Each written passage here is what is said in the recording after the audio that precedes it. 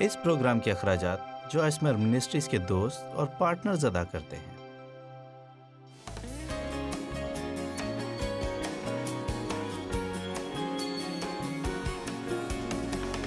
ہم ایک روحانی جنگ میں ہیں اور اس میں کوئی شک نہیں ہے، اور افسیوں 6:12 کہتی ہے کہ ہماری یہ جنگ خون اور گوشت سے نہیں ہے۔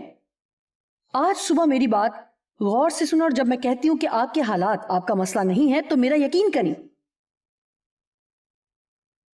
وہ مسئلہ جو آپ کو تنگ کر رہا ہے وہ آپ کا اصل مسئلہ نہیں ہے۔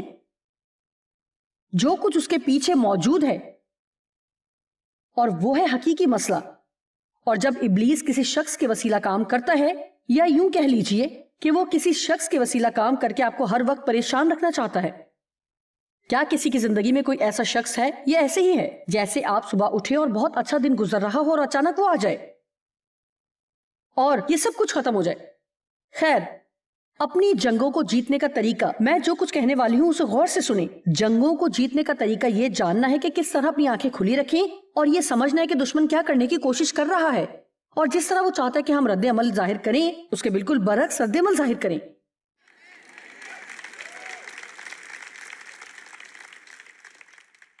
آپ جانتے ہیں کہ اگر ہم دشمن کو خود پر اختیار رکھنے کی اجازت نہ دیں تو ہم لوگوں کے لیے اچھی گواہی بن سکتے ہیں۔ آپ جانتے ہیں ہماری شادی کے شروع کے دنوں میں دشمن نے مجھے استعمال کرنے کی کوشش کی کہ ڈیو کو ناخوش کرے، کیونکہ میں خود ناخوش تھی، اور جب کوئی شخص ناخوش ہوتا ہے تو ابلیس بڑی آسانی سے اس شخص کے ذریعے کام کر سکتا ہے تاکہ دوسرے لوگوں کو بھی ناخوش کر سکے۔ لیکن ڈیو نے مجھے ایسا کرنے میں ناکام کر دیا۔ میں جو کچھ بھی کرتی وہ خوش رہتے، وہ خوش ہی رہے، اور ایک عرصے تک یہ بات مجھے آگ بگولا کرنے کے لیے کافی تھی۔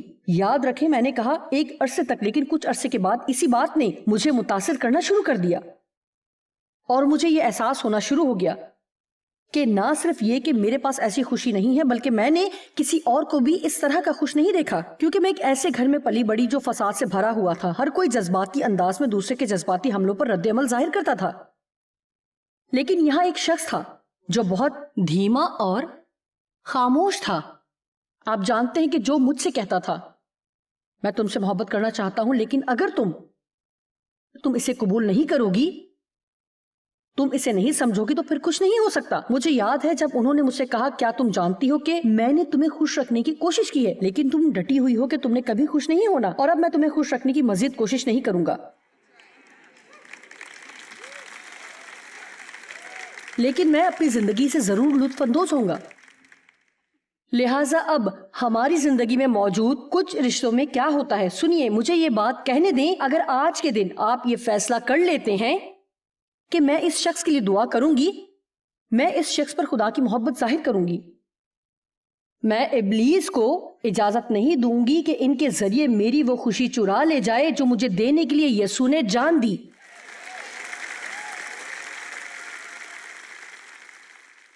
کسی اور شخص کے غلط انتخاب کو اجازت نہ دیں کہ وہ آپ کی قسمت کا فیصلہ کرے۔ یہ بات قابل تحریر ہے۔ کسی بھی اور شخص کے غلط انتخاب کو اجازت نہ دیں کہ وہ آپ کی قسمت اور منزل کا تعین کرے۔ افسیوں 6:12 کیونکہ ہمیں خون اور گوشت سے کشتی نہیں کرنا ہے۔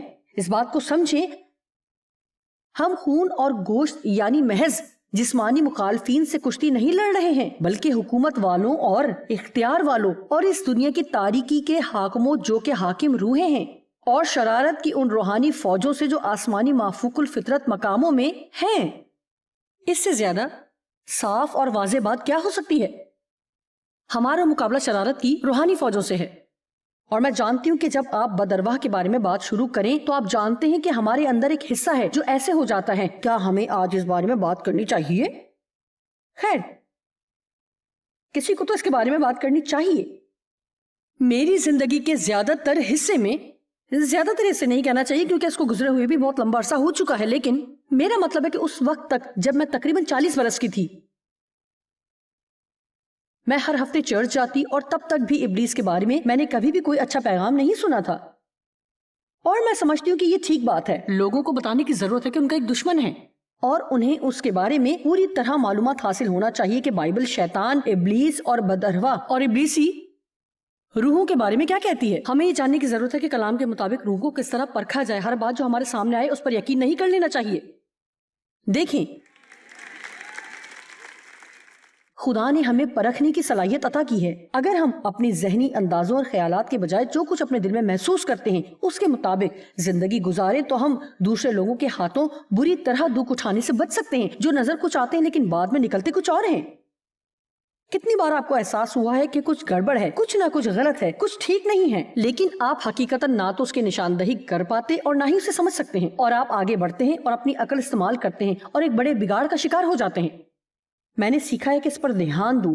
یہ ایسے ہی ہے. میرا خیال ہے مجھے تھوڑا رکنا چاہیے اور ذرا احتیاط سے کام لینا چاہیے. میں نہیں چاہتی کہ دشمن مجھے تباہ کرنے کے لیے لوگوں کو استعمال کرے، لہٰذا میں ان تمام برسوں میں چرچ جاتی رہی اور میں نہیں جانتی تھی کہ میں دشمن کے بارے میں کیا سوچتی تھی، لیکن یقیناً میرا مطلب ہے میں نے کبھی ایسا نہیں سنا تھا کہ وہ میرا مسئلہ ہے اور یہ کہ یہ ابلیس ہی تھا جس نے میرے باپ کے ذریعے کام کر کے میری زندگی کو تباہ کیا. اور حقیقت ہے کہ اس نے ایسا ہی کیا کیونکہ خدا جانتا تھا، کیونکہ میری زندگی میں ایک بلاہٹ تھی اور خدا مجھے استعمال کرنا چاہتا تھا. لہٰذا جس لمحے سے میں نے اپنی چھوٹی چھوٹی آنکھیں اس دنیا میں کھولی، مجھے تباہ کرنے کے لیے ابلیس وہاں موجود تھا. میرے نام کا پہلا حصہ جوائس نہیں ہے بلکہ پاولین ہے، اور پاولین جوائس کا مطلب ہے شادمان روح کے ساتھ ایک چھوٹا مناد.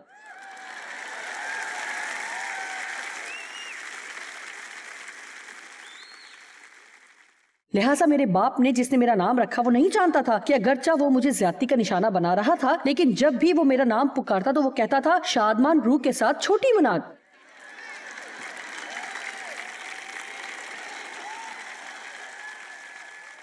اور آپ جانتے ہیں کہ میری بہترین گواہی کیا ہے؟ یہ کہ میں ابھی بھی یہاں موجود ہوں.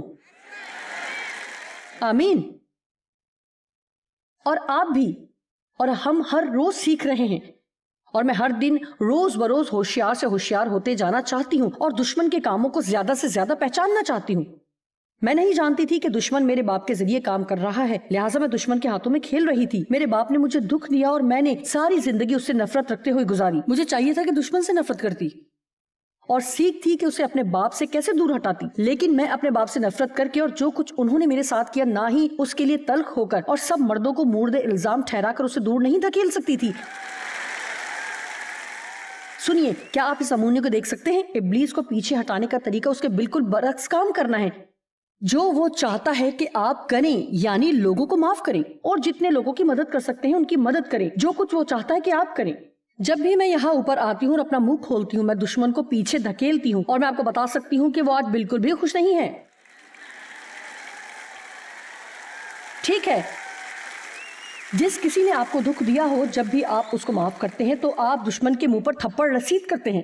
جب بھی آپ کے پاس موقع ہو کہ آپ تلخ اور خفا رہیں، اور اگر آپ ناراض ہونے سے انکار کریں اور اس کی بجائے ہو سکتا ہے آپ اس شخص کے لیے دعا کریں یا بامقصد طور پر اس کی مدد کریں، تو او میرے خدا، ابلیس کو تو دورہ پڑ رہا ہوگا.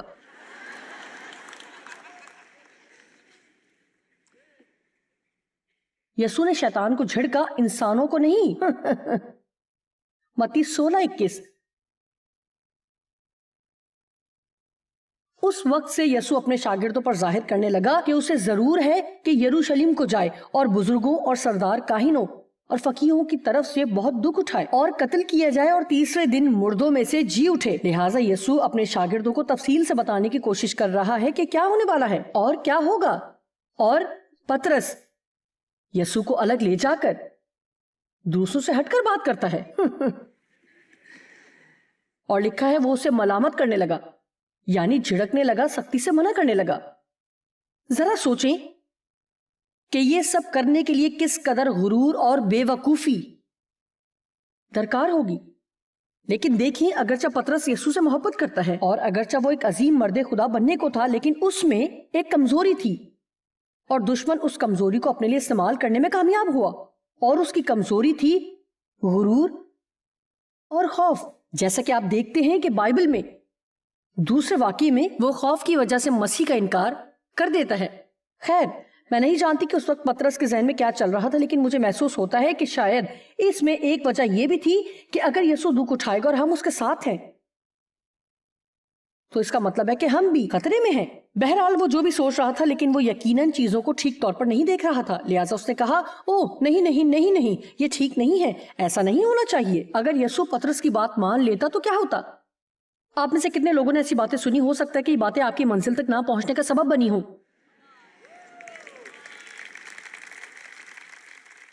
اوہ نہیں نہیں نہیں, تمہیں یہ بات بھول جانی چاہیے, تم یہ نہیں کر سکتے.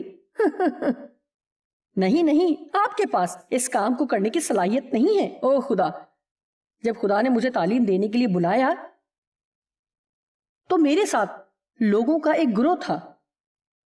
وہ معاشرے کے ایسے پس منظر سے آئے تھے جہاں خواتین منادی نہیں کرتی تھیں. دیکھا آپ نے, میں نہیں جانتی تھی کہ خدا خواتین کو استعمال نہیں کر سکتا. لہٰذا اس نے جو کچھ مجھے کہا میں نے اس کا یقین کیا اور وہ کرنا شروع کر دیا جو میری سوچ کے مطابق وہ مجھے کرنے کو کہہ رہا ہے.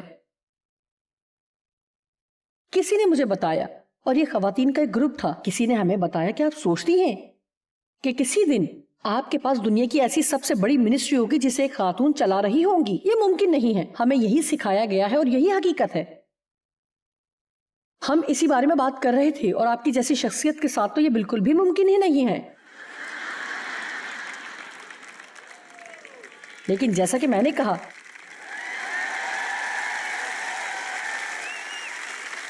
میں ابھی بھی یہاں ہوں. خیر, کیا آپ جانتے ہیں کہ در حقیقت وہ میرے ساتھ برائی کرنے کی کوشش نہیں کر رہے تھے, لیکن دشمن ان کے ذریعے ان کی جسمانی سوچوں کے وسیلہ کام کر رہا تھا اور مجھے اس بات پر یقین کرنے کے لیے مجبور کر رہا تھا کہ میں اس کام کے لیے بالکل بھی مناسب نہیں تھی اور خدا نے مجھے نہیں بلایا. دیکھیں, شیطان لوگوں کے ذریعے کام کرتا ہے, اور اسی لیے آپ کو ایسا نہیں ہے کہ ہم لوگوں کی سننا نہیں چاہتے ہیں, لیکن پہلے آپ کو خدا کی سننے کی ضرورت ہے اور انسان کی بجائے خدا کی فرما برداری کرنا ہے. اپنی منزل کو اس لیے نہ کھو دیں کہ دشمن کسی کے ذریعے کام کر رہا ہے اور آپ کو یہ بتانے کی کوشش کر رہا ہے کہ آپ کیا نہیں ہیں اور کیا نہیں کر سکتے, یا آپ کیا کبھی نہیں بن سکتے. آپ خدا کی سنیں جو کہتا ہے کہ مسیح میں سب جو میری قوت ہے, میں سب کچھ کر سکتی ہوں.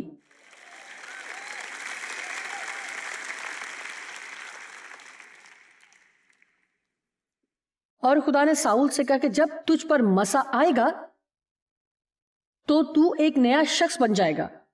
میں آپ کو کچھ بتانا چاہتی ہوں, فطری طور پر آپ جو کچھ بھی ہیں, جب خدا کا مسا آپ پر آتا ہے تو آپ ایک بالکل مختلف مخلوق بن سکتے ہیں. 23ویں آیت, اس نے پھر کر پطرس سے کہا, اے شیطان میرے سامنے سے دور ہو, تو میرے لیے ٹھوکر کا باعث ہے.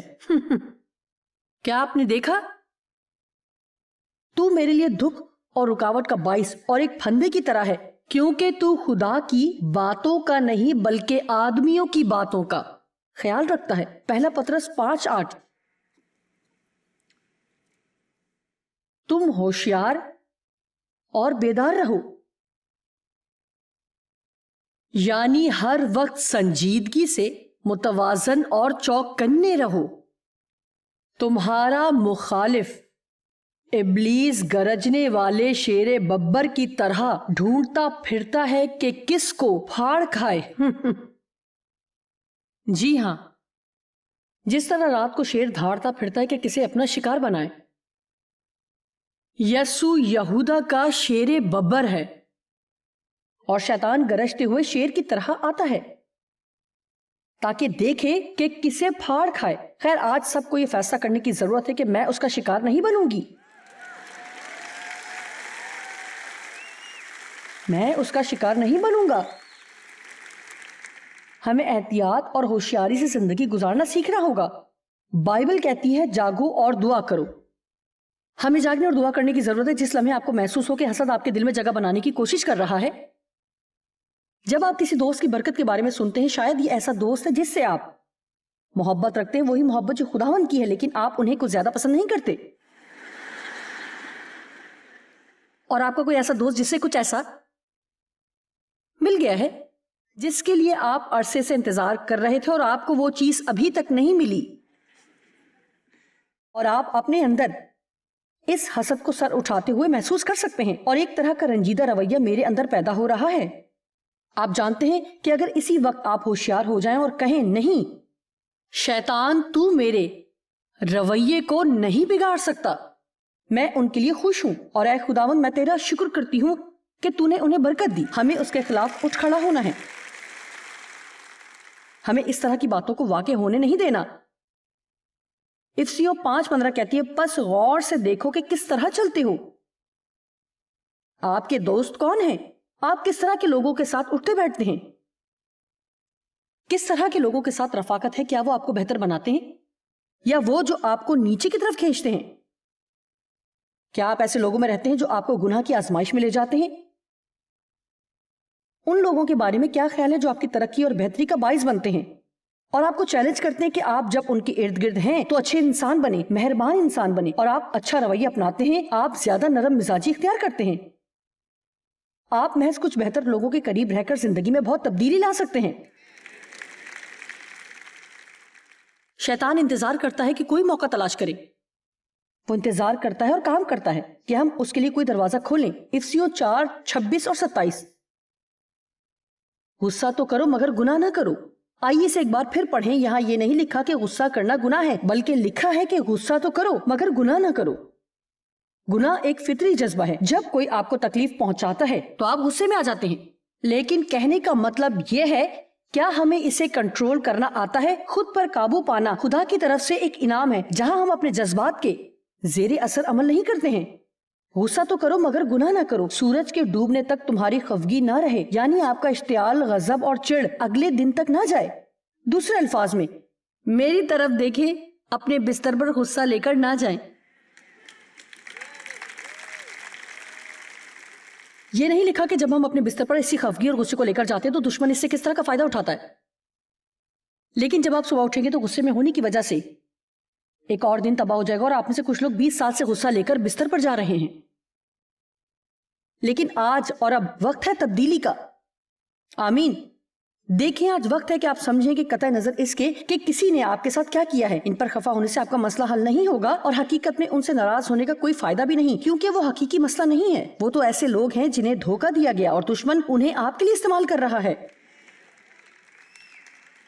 अब इसका हरगिज़ से मतलब नहीं कि वो जिम्मेदार नहीं, इसका बिल्कुल ये मतलब नहीं कि वो अपने रवैये के जिम्मेदार नहीं है कि हम कहें, ओह अच्छा आपका कसूर नहीं है, तो सिर्फ इब्लीस आपको इस्तेमाल कर रहा है। जी हाँ, इसका मतलब सिर्फ ये है कि हम में से हर एक की जिम्मेदारी है कि खुदा के कलाम को सीखें और दुश्मन को इजाजत ना दे कि हमें इस्तेमाल करे। लेकिन शायद आज हमें ये करने की जरूरत है के बजाय इसके कि इस बारे में फिक्रमंद हो कि दुश्मन किसे हमारे खिलाफ इस्तेमाल कर रहा है। आइए इस बात को यकीनी बनाएं कि दुश्मन हमें किसी और के खिलाफ इस्तेमाल नहीं कर रहा।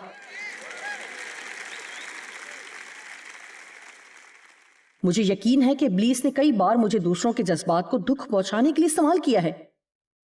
शायद लोगों को वो सब याद ना रहे जो आपने कहा है, लेकिन मैं आपको बताती हूं कि वो याद रखेंगे कि आपने उनके साथ कैसा सलूक किया है। और हमारे पास मौका होता है कि आया खुदा को अपने वसीले काम करने दें या दुश्मन के हाथों खिलौना बन जाएं। खुदा ऐसे लोगों की तलाश करता है जिनको वो कुदरत से इस्तेमाल कर सके। इफ्सियों 5:15, बस गौर से देखो कि किस तरह चलते हो, दानाओं की तरह चलो और सूरज के डूबने तक तुम्हारा गुस्सा ना रहे। इफ्सियों 4:27, और इब्लीस को मौका ना दो, यानी उसे काम करने की कोई वजह ना दो, उसे कोई हक ना दो कि फायदा उठाए। ठीक, अब हम जो जंग लड़ रहे हैं वो रूहानी है, ये जिस्मानी जंग नहीं है, और इसमें से ज्यादातर हमारे जहन में जारी रहती है। इसीलिए मैं अक्सर जहन के मैदान जंग के बारे में बात करती हूं। जहन एक मैदान जंग की तरह है जिसमें हम अपनी जंगें जीतते या हारते हैं।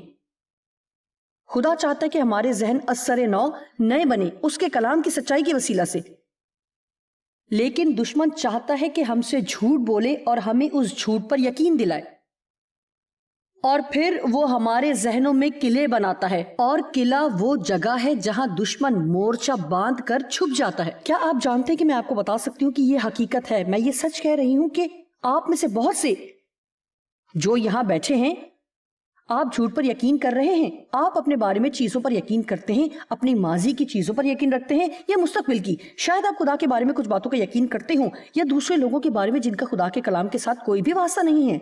लेकिन बाज़ औक़ात हम अपनी ही सोचों पर ज्यादा तवज्जो नहीं करते हैं कि इस बात को समझें कि दुश्मन एक हकीकी दुश्मन है।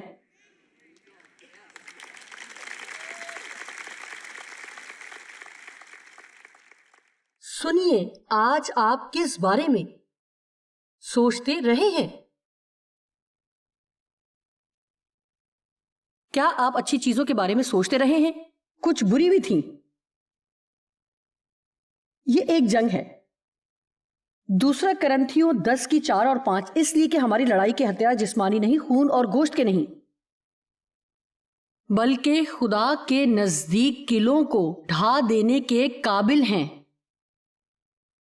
چنانچہ ہم تصورات اور ہر ایک اونچی چیز کو، یعنی ہر اس فخر اور غرور کی باتوں کو جو خدا کی پہچان کے برخلاف سر اٹھائے ہوئے ہے، ڈھا دیتے ہیں، اس کا انکار کرتے ہیں اور ہر ایک خیال کو قید کر کے مسیح یسوع کا فرما بردار بنا دیتے ہیں۔ لہٰذا ضرور ہے کہ ہر خیال کو یسوع مسیح کے تابع کر دیا جائے۔ ایک ایماندار کے طور پر آپ کے پاس اختیار ہے جس کا ذکر پیدائش کی کتاب میں آتا ہے، جہاں خدا نے انسان کو اختیار دیا اور کہا کہ زمین کو معمور و محکوم کرو، اور اسے باقی سب چیزوں پر بھی اختیار بخشا جو اس نے تخلیق کی تھی۔ خیر، جب آدم نے گناہ کیا تو اس نے وہ اختیار جو خدا نے اسے دیا تھا دشمن کو دے دیا۔ اب یسوع نے اسے واپس لے لیا ہے، لیکن یہ صرف انہی کے لیے ممکن ہے جو کلام پر یقین رکھتے ہیں اور اس بات پر راضی ہیں کہ ایمان میں قدم بڑھائیں اور وہ شخص بنے جو خدا چاہتا ہے۔ میں ابلیس کو اجازت نہیں دوں گی کہ میری زندگی کا کاروبار چلائے، میں اسے اپنی زندگی تباہ کرنے نہیں دوں گی۔ میں وہ سب بنوں گی جو خدا چاہتا ہے کہ میں بنوں۔ میں جتنے لوگوں کو ممکن ہوگا سب کو تعلیم دوں گی کہ خدا کے کلام کی سچائی سکھاؤں، اور آپ بھی ایسا ہی کریں گے۔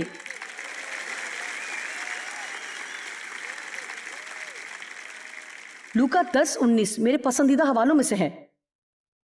دیکھو میں نے تم کو اختیار دیا، تمہیں طاقت دی ہے۔ دیکھو میں نے تم کو اختیار دیا کہ سانپوں اور بچھوؤں کو کچلو اور دشمن کی جسمانی اور ذہنی طاقت اور صلاحیت، ساری قدرت پر غالب آؤ، یعنی دشمن کے پاس جو کچھ بھی ہے، اور تم کو ہرگز کسی چیز سے ضرر نہ پہنچے گا۔ اچھا، لیکن آئیے ذرا سے غور سے دیکھیں، خدا نے ہمیں اختیار اور غلبہ دیا ہے، شیطان کے پاس صرف قوت ہے۔